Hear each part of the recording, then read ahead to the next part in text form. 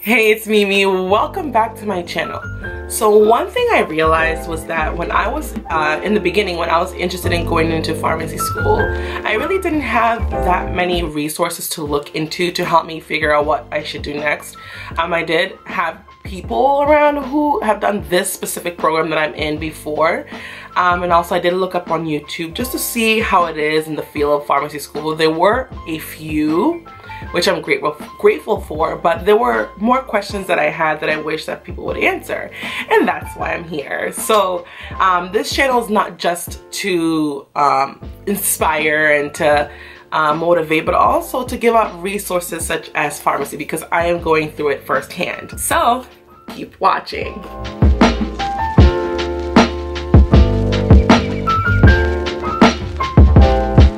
Alright, so you may ask if it's important to work as a pharmacy technician before pharmacy school. So I am going to give you the pros, and I'm also going to give you the cons on working in a pharmacy.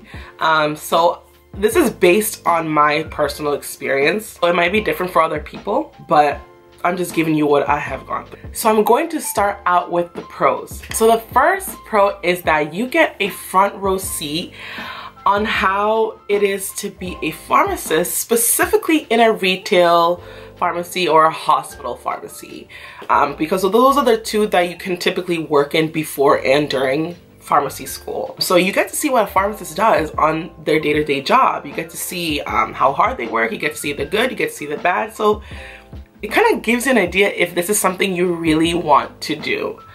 So before you make that big decision, you get to see, like, do I see myself doing the same things as this pharmacist?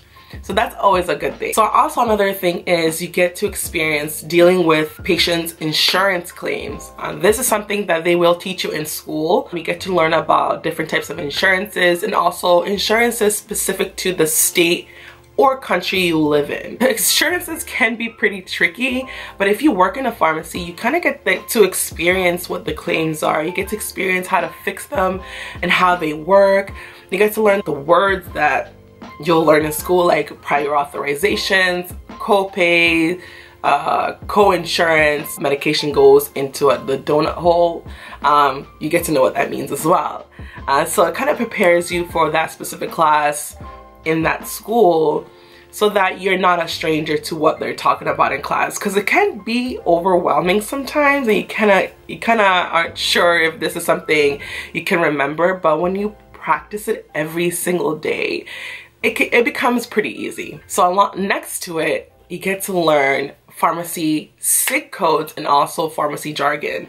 What I mean by SIG codes is a specific code language that doctors and pharmacists use. So when you get a prescription from the doctor's office or from the patient, on there you won't specifically see take 1 tablet by mouth daily for indigestion. I mean, nowadays, since everybody is using computerized systems, they might have the full sentence, but if you're writing it out, or if you want to just save time, you'll write it in SIG code. So it might look something like 1TPO PRN indigestion. So that whole line means take 1 tablet by mouth, QD, I don't know if I said that, QD every day, PRN as needed for indigestion. Those are the things you will learn in pharmacy school, but if you work in a pharmacy before that, you kind of get a step ahead. You learn these things because you're using it every day. When you're typing in your prescriptions, you'll learn them because you'll need to know what they mean in order to type it in the computer. So it does help you in pharmacy school in memorization, because you don't have to memorize that much because you already know the majority of them. Also jargon. I mean, in the pharmacy, you use pharmacy jargon because it's easy to use. So for example, if you're looking for a specific medication, you can ask, oh, okay, where can I find omeprazole? Oh, it's an OTC, you can check this aisle. OTC obviously means over-the-counter medication, but it sometimes takes too long to say it's an over-the-counter medication. You can just say it's an OTC. And there's many other jargons that you can use within the pharmacy that majority of the pharmacists and pharmacy technicians know, but you'll know them if you work in a pharmacy. Another thing that helped me so much was you'll naturally memorize your top 200 drugs. As a pharmacy student, you will be learning your top 200 drugs. These are drugs that are used majority of the time, and you'll see the majority of the time in the pharmacy because those are the ones that do come into your pharmacy more often. You'll know what they mean, you'll know the name brand and generic name for them, and you also will know the indication. What I mean by indication is what they're used for. You kind of get a free learning experience. You're getting paid for it because it's your job. You learn these things that you will be learning in pharmacy school, and you'll learn them before you go in there. I'm a type of person that asks a lot of questions. So when I see a drug that I haven't seen before, I do ask my pharmacist, okay, so what is this drug and what does it do? What is it used for? Oh, okay, how come I don't see it that often? I ask a lot of questions, which kind of helps me out, and I'll store it into my memory box, and then if I do see it again in school, I'm like, oh, I've heard of this before, this is what it's for, and this is why it was prescribed. So it does help you out a lot in school, because my school, there was a specific class where I had to learn my top 200 drugs, and they would quiz us every time we went in that class with a specific amount each time, and they'll add on as we went along. You know, you're learning a lot of things sometimes in pharmacy school, so sometimes you forget to kind of look over the sheet to memorize, but luckily I can kind of see what that drug is because I already know it, you know what I mean? So makes you cocky just a little bit, but it does help you out as well. Another cool thing is that you practice pharmacy law every time you step into that pharmacy. In pharmacy school, you will be taking a pharmacy law. You will learn your federal law and you'll learn your state-specific law according to what state you live in. But you do practice the law every day, because if you don't, you will lose your job. So you kind of are not a stranger to those laws. When they teach you, you can do this, or this prescription only lasts so many days because it's a control. You know that already because you have to be the one to reject prescriptions at the pharmacy that are expired. You know, like controls in my state only last a certain amount of months. Like a C2 prescription can only be valid for 30 days. If you bring it after the 30 days, I can't fill it for you. You have to know that when you're typing those in, because if you type them in and it gets filled, who gets in trouble? Everyone. So you kind of learn this throughout your experience in the pharmacy. So when you get to pharmacy school, you understand what the professor is telling you because you practiced it every day. And also a really good thing that working in a pharmacy did for me was it built my confidence in the pharmacy world.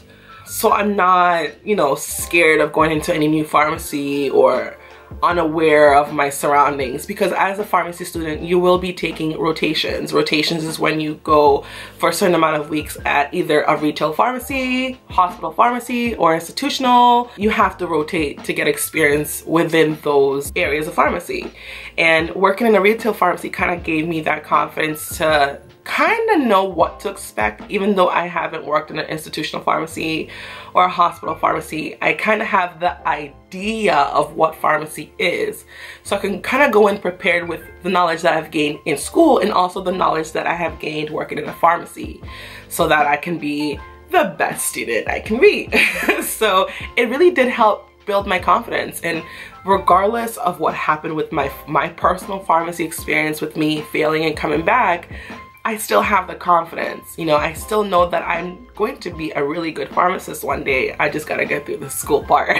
So that did help me a lot. So after all these pros, there are some cons that might come in the way. So one con is that some pharmacies require that a pharmacy intern have a minimum amount of work hours per week. When you're in pharmacy school, you no longer will be a pharmacy technician. Your status should be intern. It should be, because you do get an intern license through your school in order to be able to work at other pharmacies and do rotations.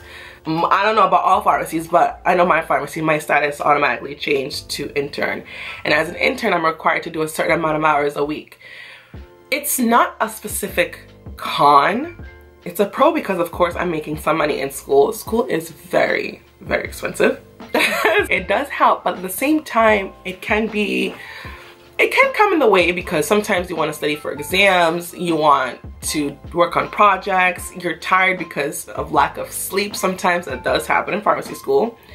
Not recommended, but it does happen. You just want to do other things. You don't want to deal with going to work and dealing with the phone calls and the patients and all the kind of stuff. You kind of just want time for yourself. So that can be a con, but some pharmacies do recommend that you do work. But if you have a good relationship with your boss, they can always help you out. Like, hey, this week I have a final coming out, or I have a very important exam. I do need some time off, and most likely they'll give you time off. So it shouldn't be too bad. But like, it's a con, but not really. But I just wanted to let you know that some pharmacies do require that you stay working while you are in pharmacy school. So that is something you should think about. Another thing is breaking bad habits. Every pharmacy has its own type of, I don't want to say rules, but you kind of gain this habit according to that pharmacy and according to that environment, which will not help you out in school. Specifically, so there is a class that I did that I was going by just regular pharmacy procedures, but they want a specific way. Like in school, they want every detail on that prescription just so that they're teaching not to ever make mistakes and to be careful and to look so that you don't put your license in jeopardy.